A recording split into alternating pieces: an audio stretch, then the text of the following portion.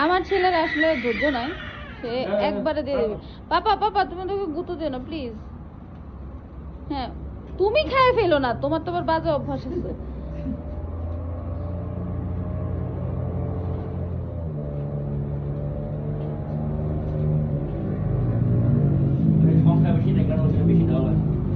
হ্যাঁ দাও, সমস্যা নেই, এদের এদের আটি দিছি একটা। এতক্ষণ ডাকছি, এতক্ষণ আসতে পারো নাই না? শেষ হয়ে গেছে, এতক্ষণ আসছো। একটু বলো মিস্টেক ওই হচ্ছে একটা বলদি।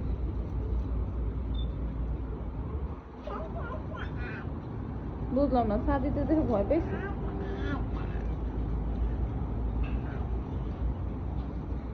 আরে আরে রাম কামড় দিতে করে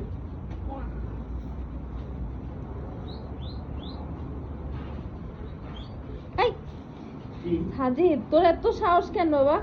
মুখে ঢুকাই দিতে যায়, ছোট ছোট দাঁত না, আর ছোট্ট হাত আঙ্গুলটা কিন্তু ঢুকে যায়।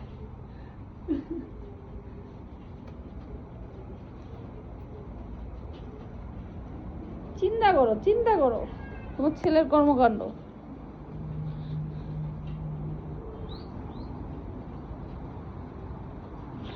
অবস্থা দেখো শিহাব, তোমার ছেলে নিজে খাওয়া শুরু করছে।